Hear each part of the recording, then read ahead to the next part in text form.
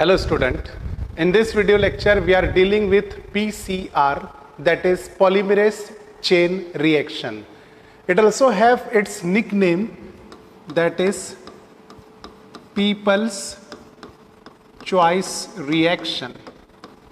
This PCR or polymerase chain reaction is conducted to achieve a high number of DNA molecule along with its duplicate copies. Formation of large number of same copies is called as amplification of DNA.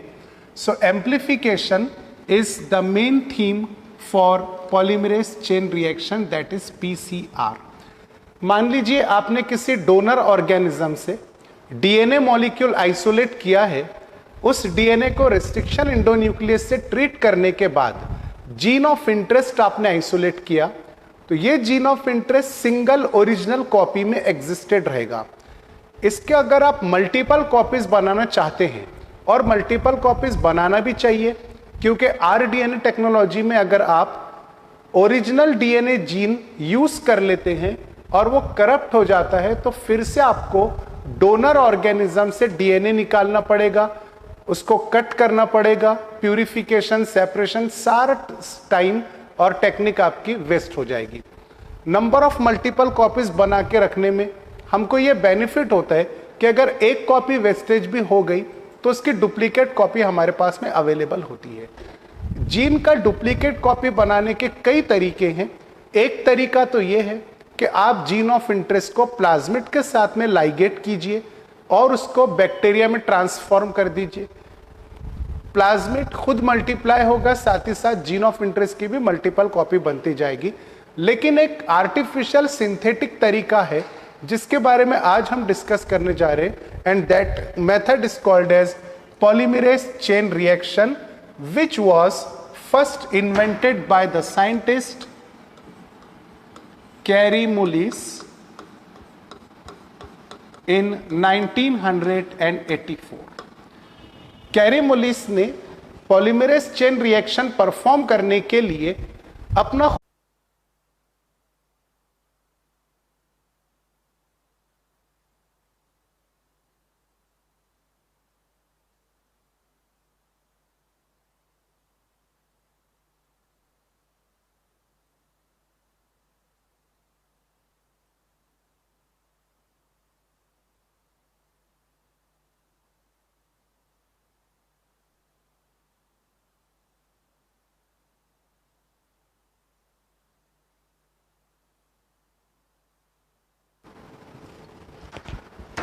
Okay.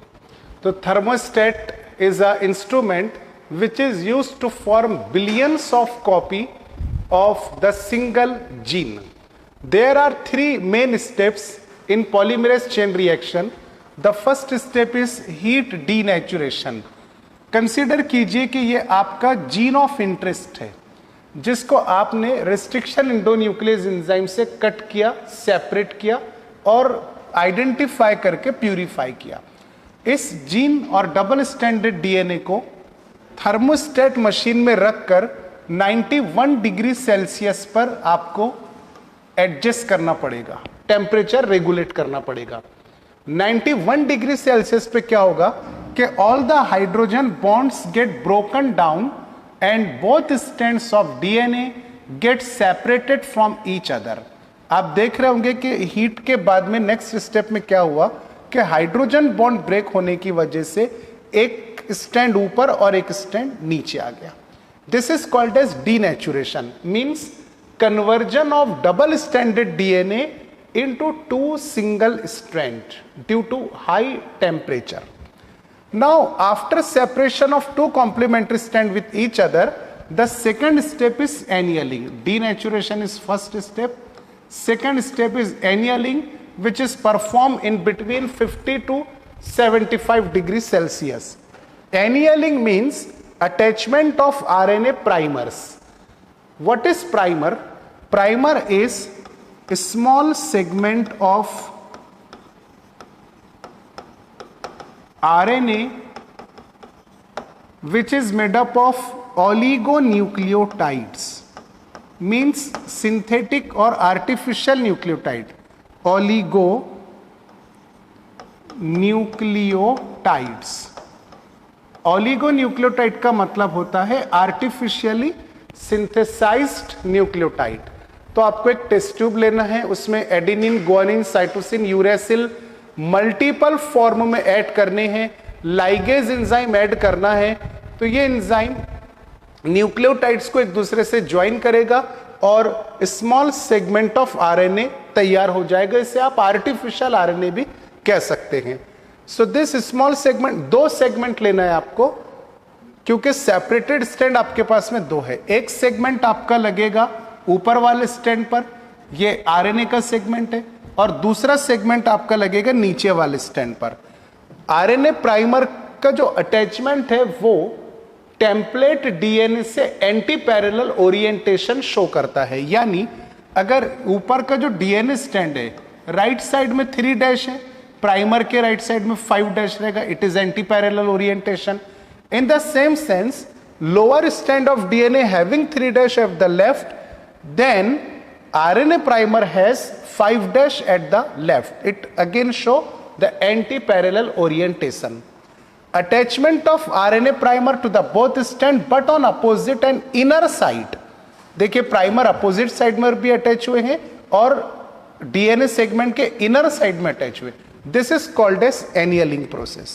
Okay, now next you must have to add many DNTPs, deoxy nitrogen base triphosphate. These are also called as DNA nucleotides. DNA nucleotides which act as a raw material and also act as a source of energy. बहुत सारे nucleotide मतलब बहुत सारे adenine, guanine, cytosine, thymine DNTP form में आपको thermostat machine में add कर देना है और एंजाइम ऐड करना है जो पॉलीमराइजेशन रिएक्शन परफॉर्म करेगा। मतलब आरएनए प्राइमर के 3 डैश एंड पर डीएनए के न्यूक्लियोटाइड्स का पॉलीमराइजेशन करेगा। उस एंजाइम को कहते हैं डीएनए पॉलीमरेज। लेकिन कैरीमुलिस के सामने एक चैलेंजिंग टास्क आ गया कि DNA polymerase enzyme high temperature बर्दाश्त नहीं कर सकता है। डीएनए पॉलीमरेज हाई टेम्परेचर के ऊपर डीनेचुरेशन शो करके अपनी कैटालिटिक एक्टिविटी को लॉस कर देता है। इसीलिए कैलीमुरिस ने क्या किया कि एक बैक्टीरिया है जो एक्सट्रीमली हॉट स्प्रिंग और हॉट इन्वायरमेंट में पाया जाता है। उस बैक्टीरिया का नाम था Thermus aquaticus. Thermus aquaticus. Kary Mullis ने सोचा कि अगर यह बैक्टीरिया 100 डिग्री सेल्सियस पर सरवाइव करता है तो इसका मतलब यह कि इसके अंदर के एंजाइम्स भी 100 डिग्री सेल्सियस के ऊपर अपनी कैटालिटिक एक्टिविटी मेंटेन करते हैं। कैरीमुलिस ने इस बैक्टीरिया के अंदर का डीएनए पॉलीमरेज एंजाइम निकाला जो हाई टेम्परेचर टॉलरेट कर सकता था। उस एंजाइम का नाम रख दिया गया टैक डीएनए पॉलीमरेज, जैसे कि यहां पे आपको लिखा हुआ दिखाई देता है। Capital T means Thermus, small A small Q means aquaticus. तो थर्मस का कैपिटल टी और एक्वेटिकस का ए क्यू, इस तरह से ये एंजाइम का एब्रीवेशन बन गया टैक, और आगे इसका नाम है डीएनए पॉलीमरेज एंजाइम। ये एंजाइम इसलिए लिया गया क्योंकि थर्मोस्टेट मशीन में एक्सटेंशन के लिए या पॉलीमराइजेशन के लिए हाई टेम्परेचर मेंटेन करना पड़ेगा, 72-75 डिग्री सेल्सियस। नॉर्मल एंजाइम उस टेम्परेचर पे वर्क नहीं कर सकते, लेकिन टैग डीएनए पॉलीमरेज उस एंजाइम पे अपना वर्क परफॉर्म करता है और पॉलीमराइजेशन रिएक्शन परफॉर्म करेगा। तो देखिए 3 डैश से आगे डीएनए के न्यूक्लियोटाइड ज्वाइन हो गए हैं, यहां भी 3 डैश से आगे डीएनए के न्यूक्लियोटाइड्स ज्वाइन हो जाएंगे, यानी पॉलीमराइजेशन या एक्सटेंशन प्रोसीजर हो जाएगा और आपको कंप्लीटली यहां पे 2 डीएनए के मॉलिक्यूल मिलेंगे। यहां पर अब 3 डैश बाकी नहीं रहेगा क्योंकि बॉन्ड फॉर्म हो गया, नए न्यूक्लियोटाइड आ गए, 3 डैश आ जाएगा यहां पर। सेम इसी तरह भी इस प्राइमर का ये 3 डैश एंड अब चला जाएगा, ये एंड पर आ जाएगा, यानी यहां पे। So you get 2 molecules of DNA which are identical to each other as well as identical to the parental DNA molecule. This is called as cloning. फिर थर्ड साइकिल, मतलब यहां पर सेम वही है जो ऊपर है, फिर कई साइकिल्स परफॉर्म करने के बाद आप बिलियंस ऑफ कॉपीज एक ही जीन की ऑब्टेन कर सकते हैं. So PCR is used for amplification of gene. How? Amplified approximately 1 billions of copy. अब टेक्स्ट देख लेते हैं जो एनसीईआरटी बुक में दिया है कि स्मॉल केमिकल सिंथेसाइज्ड, ये आरएनए प्राइमर के बारे में लाइन दी हुई है कि what is RNA primer. So RNA primer is small chemically synthesised oligonucleotides that are complementary to the region of DNA. तो आपको ये वर्ड ध्यान में रखना है. oligonucleotide means chemically synthesized. Enzyme DNA polymerase. The enzyme extend primer using nucleotide provided in the reaction and the genomic DNA as a template. Already मैं explain कर चुका हूं. If the process of replication of DNA is repeated many times, this segment of DNA can be amplified. Amplified means multiple copies to approximately billion times. 1 billions of copies are made through PCR.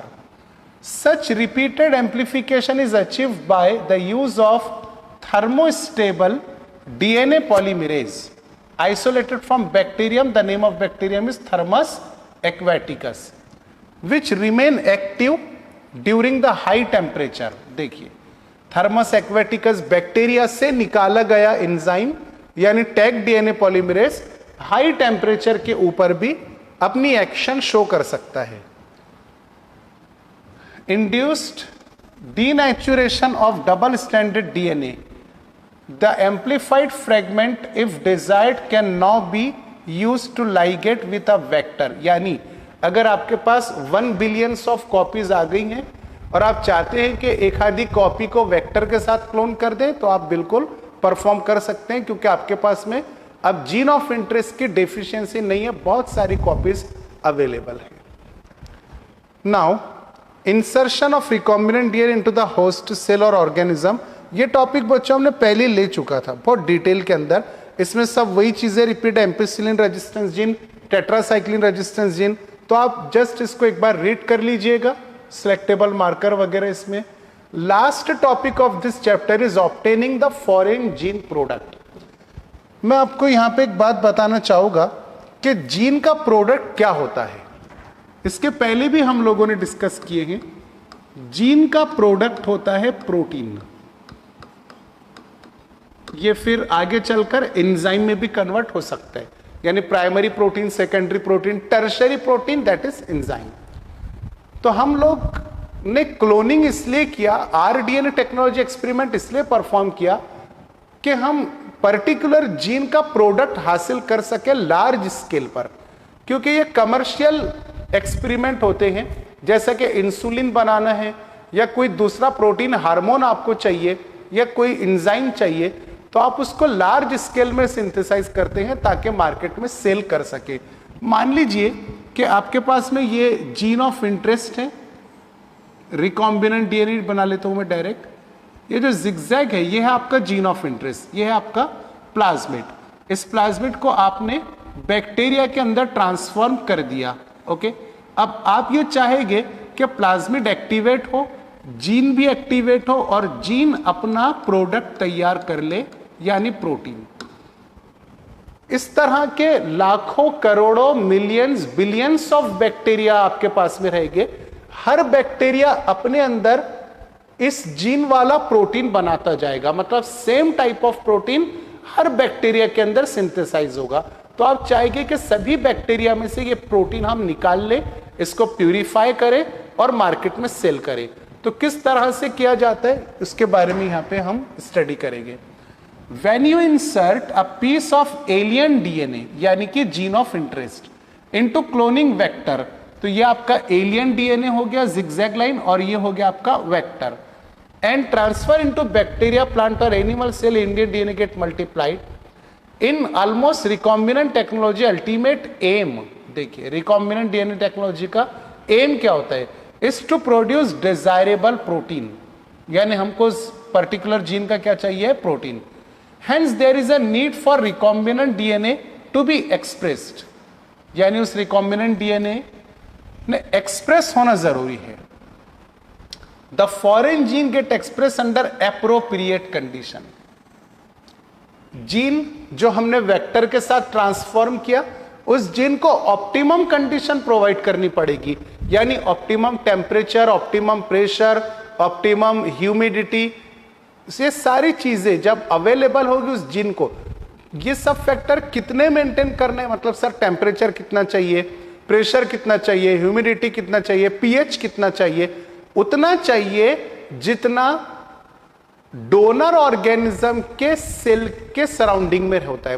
मतलब मान लीजिए कि आपने ये gene human body से isolate किया, तो human body का इंटरनल टेम्परेचर कितना है, पीएच कितना है, वही सब चीजें आपको यहां पे प्रोवाइड करनी पड़ेगी. तब उस जीन को ऐसा लगेगा कि मैं मेरी ओरिजिनल लोकेशन पर हूं और फिर वो एक्सप्रेस हो जाएगा.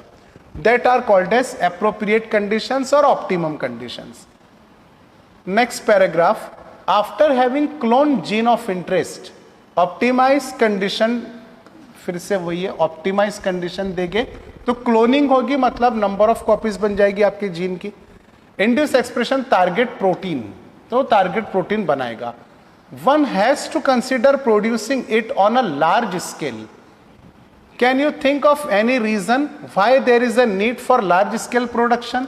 सिंपल आंसर इसका, due to commercial use and we must have to provide this product socially to many peoples.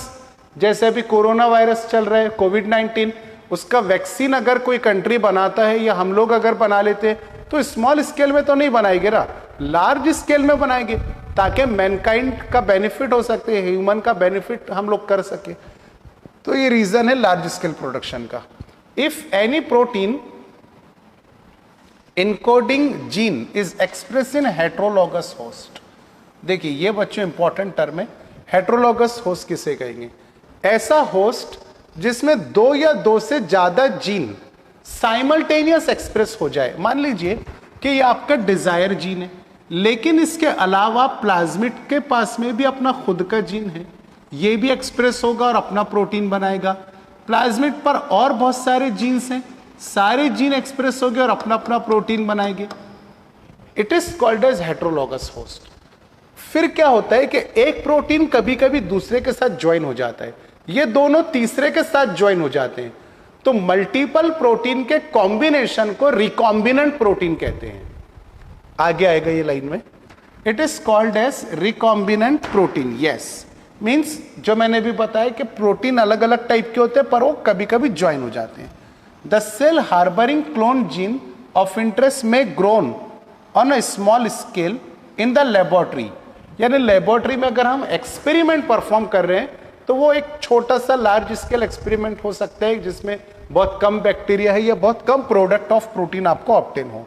The culture में be used for extracting the desire protein, then purifying it by using different separation techniques. Protein को bacteria में से निकालना है, उसको purify करना है, तो अलग अलग सेपरेशन टेक्निक्स हमारे पास अवेलेबल है. लेकिन इसमें सबसे इंपॉर्टेंट होता है कंटिन्यूअस कल्चर, जो आगे टॉपिक में आने वाला है. This cell can also be multiplied in a continuous culture system. ये ऐसा सिस्टम होता है बच्चों के, मान लीजिए कि ये आपके पास में एक डाउन स्ट्रीम प्रोसेस का फर्मेंटर है. इस फर्मेंटर में इधर है इनलेट और इधर है आउटलेट, और यहां पर बैक्टीरियल कल्चर है.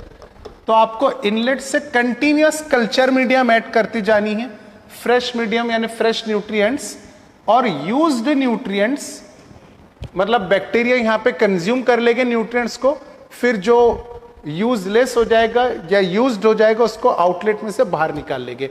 तो एक तरफ से आप fresh media, fresh nutrients add कर रहे हैं, दूसरे तरफ से यूज्ड को निकाल के फेंक दे रहे. It is called as continuous culture system, where in the used medium is drained out from one side while fresh medium is added from another. Maintain cell their physiologically most active phase और log phase. क्योंकि अगर ऐसा हुआ कि इन bacteria को हमेशा fresh medium मिलता गया तो बैक्टीरिया फ्रेश न्यूट्रिएंट खाते जाएंगे और ग्रोथ का जो फास्टेस्ट फेज होता है यानी लॉक फेज वो शो करेंगे, physiologically most active log phase, हाँ, which is also called as what? Exponential phase. This type of culturing method produce large biomass leading higher yield of desired protein. यानी इसमें कम समय में आपको बहुत सारा प्रोटीन मिलने के चांसेस होते हैं. Small volume culture cannot yield appreciable quantity. मतलब वही कहा है कि अगर आप स्मॉल वॉल्यूम ले रहे हो तो ज्यादा प्रोटीन नहीं मिलेगा, प्रोडक्ट ज्यादा नहीं मिलेगा. प्रोडक्ट ज्यादा चाहिए तो आपको एक्सपेरिमेंट में लार्ज इंस्ट्रूमेंट यूज करने पड़ेंगे, large amount of bacteria use करना पड़ेगा और उस लार्ज इंस्ट्रूमेंट को कहते हैं बायोरिएक्टर. This is bioreactor. तो देखिए, yield appreciable product to produce large quantities. The development of bioreactor where large volume 100 to 1000 litre of the culture can be processed. आप अगर स्मॉल स्केल प्रोडक्शन करते हैं conical flask, test tube या beaker में तो 200 ml, 100 ml, 500 ml, 1000 ml ज्यादा से ज्यादा. लेकिन बायोरिएक्टर एक बहुत बड़ा ड्रम है, इसमें आप 100 litre to 1000 litre of the culture एक साथ मेंटेन कर सकते हैं. जितना बड़ा कल्चर रहेगा उतनी ज्यादा बैक्टीरिया प्रोड्यूस होंगे, जितने ज्यादा बैक्टीरिया उतना हाई स्केल प्रोडक्ट आप करेगा. This bioreactor can be thought as a vessel. ये याद रखना है आपको, बायोरिएक्टर क्या है? ये एक बहुत बड़ा वेसल है in which raw material are biologically converted into specific product. मतलब प्यूरिफिकेशन होता है बायोरिएक्टर में. इंडिविजुअल एंजाइम ईटीसी ये प्रोडक्ट के नाम है, मतलब इस तरह के प्रोडक्ट आप प्यूरिफाई कर सकते हैं. Using microbial plant, animal, human cell, bioreactor provide at optimum conditions. जैसे हमने इसके पहले बात किए कि बैक्टीरिया को physiologically most active log phase में आने के लिए ऑप्टिमम कंडीशन चाहिए, फ्रेश न्यूट्रिएंट चाहिए. बायोरिएक्टर वो सारी चीजें मतलब ऑप्टिमम कंडीशन प्रोवाइड कर देगा. Provide optimum growth condition such as temperature, pH, substrate, salt, vitamin and oxygen.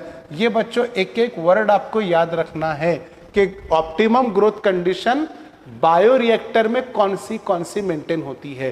तो ये सब याद रखना है. Temperature, pH, substrate, salt, vitamin, oxygen. ये पूछता है कि which of the following optimum condition are there in bioreactor. तो आपको सब याद रखना है. यहाँ पे दो टाइप के बायोरिएक्टर आपके सामने रिप्रेजेंट किए गए हैं बुक में. एक है स्पार्जर टाइप और एक है स्टायर्ड टाइप. तो देखिए diagram A, simple stirred type tank. Diagram A ये वाली है, it is stirred type and diagram B represent sparged type of bioreactor. दोनों में मेन डिफरेंस है बेस का. स्टायर्ड टाइप ऑफ बायोरिएक्टर का बेस कर्व रहेगा और स्पार्ज टाइप का बायोरिएक्टर का बेस फ्लैट रहेगा. ओके, स्टील टैंक है, इसमें सब यही दिया हुआ है कि किस तरह से बायोरिएक्टर. आप डायग्राम देख लीजिए. स्टील टैंक है, उसके ऊपर जैकेट है, यहाँ पर मोटर है. ओके, मोटर को शाफ्ट लगा हुआ है, शाफ्ट के अंदर 1, 2, 3, 4 लेवल तक के ब्लेड्स हैं, फैन है. नीचे का फैन जो कल्चर को मिक्स करेगा, मतलब न्यूट्रिएंट्स को मिक्स करेगा. ये ब्रॉथ कल्चर को दोनों भी फैन मिक्स करेंगे. ये फैन जो है बच्चों ये वाला, ये फ्लैट ब्लेडर है, मतलब जो स्टेरिलाइजेशन के काम में आएगा. और सबसे ऊपर का फोम ब्रेकर, यानी फेस अगर ऊपर आ जाता है, फोम ऊपर आ जाता है तो ये ऊपर का फैन उसको रिमूव करेगा, ब्रेक करेगा. इसमें से एक ऑक्सीजन मिक्सिंग का भी काम करता है. या इनलेट है, आप एसिड बेस पीएच मेंटेन कर सकते हैं मीडियम का. स्टीम फॉर स्टेरिलाइजेशन, यहाँ से स्टीम पास करके स्टेरिलाइजेशन कर सकते हैं. तो इसकी लेबलिंग और डायग्राम की प्रैक्टिस 1-2 बार कर लीजिएगा नीट के accordingly. Okay, so stirred bioreactor is usually cylindrical और विथ कर्व्ड बेस. ये कर्व्ड बेस बहुत इंपॉर्टेंट है यहाँ पे. ओके, to facilitate the mixing of reactor content. Stirred facilitate even mixing and oxygen availability throughout the bioreactor. Alternatively, air can be bubbled through the reactor. देखिए facilities इसमें जो जो होती है वो सब यहाँ दी हुई है, एक एक फैसिलिटी आपको याद रखना है. If you look at the figure closely, you will see that bioreactor has agitation system, oxygen delivery system, और कौन से सिस्टम है देखिए, फोम कंट्रोल सिस्टम. इस पे क्वेश्चन बनता है, वो क्वेश्चन पूछता है कि which of the following systems are present in bioreactor. तो आपको ये सब सिस्टम को मार्क करके याद रखना है. टेम्परेचर कंट्रोलिंग सिस्टम, कितने सिस्टम हो गए यहाँ पे, 4, और एक है pH controlling system. Agitation, oxygen, foam control, temperature and pH, ऐसे 5 कंट्रोल सिस्टम आपके बायोरिएक्टर में प्रेजेंट होते हैं. कौन से, स्टायर्ड टाइप. सैंपलिंग पोर्ट, ये सिस्टम नहीं है, सिर्फ पोर्ट है. Small volume of the culture can B withdraw periodically, तो एक आउटलेट रहेगा जिसमें से आप small amount of culture withdraw कर सकते हैं. Now last part of this chapter is bio streaming और down stream processing. After completion of the biosynthetic stage, product has to be subjected through series of process before ready for marketing as a finish. यानी market में बेचने से पहले, finishing के पहले आपको और कुछ स्टेप्स के थ्रू जाना पड़ेगा ताकि आपका प्रोडक्ट हाईली प्यूरिफाइड हो जाए. And what are those steps? Process include separation and purification which are collectively referred as downstream process. तो देखिए डाउनस्ट्रीम प्रोसेस में 2 ही वर्ड आते हैं, सेपरेशन एंड प्यूरिफिकेशन. तो आप इसका सिंपल फार्मूला बना करके रखिए, downstream is equal to separation plus purification. Okay. The product has to be formulated with suitable preservative. पहले आपको सेपरेशन करना पड़ेगा, फिर प्यूरिफिकेशन, मतलब डाउन स्ट्रीम हो गया. डाउन स्ट्रीम के बाद में आपको प्रोडक्ट को प्रिजर्वेशन में रखना पड़ेगा, प्रिजर्वेटिव्स में रखना पड़ेगा. Product has to be, such formulation has to be undergo through clinical trial. Preservative के बाद की स्टेप है clinical trial. Clinical trial in case of drugs. Strict quality control clinical trial के बाद में होता है QC यानी कि quality control. Testing for each product also required. QC के बाद में फिर टेस्टिंग है. तो all these are the sequential process, but separation and purification are together be called as downstream. तो डाउनस्ट्रीम के बाद प्रिजर्वेटिव में आपको प्रोडक्ट रखना पड़ेगा, प्रोडक्ट का क्लिनिकल ट्रायल लेना है, उसका क्वालिटी कंट्रोल चेक करना है, टेस्टिंग करना है एनिमल्स के ऊपर like mice, rabbit, monkey, ETC. Okay. The downstream processing and quality control testing vary from product to product. यानी जैसा प्रोडक्ट रहेगा उसके मुताबिक आपको ये स्टेजेस परफॉर्म करनी पड़ेगी. तो यहाँ पर बच्चों बायोटेक्नोलॉजी चैप्टर हम लोगों का कंप्लीट हुआ. अब नेक्स्ट हम ऑब्वियसली स्टार्ट करेंगे बायोटेक्नोलॉजी की एप्लीकेशंस, मतलब बायोटेक सेकंड. और मैं आपसे कहना चाहूँगा ऑस्मियम फर्मियम के स्टूडेंट से खास तौर से कि आपके जितने चैप्टर्स हो चुके हैं, मतलब मैंने जो चैप्टर्स आपके लिया हूँ उसकी एक लिस्ट अच्छे से तैयार करें, अप टू डेट, मतलब बायोटेक्नोलॉजी 1 भी उसमें इंक्लूड करें और मुझे आप व्हाट्सएप पे सेंड करें. Thank you very much.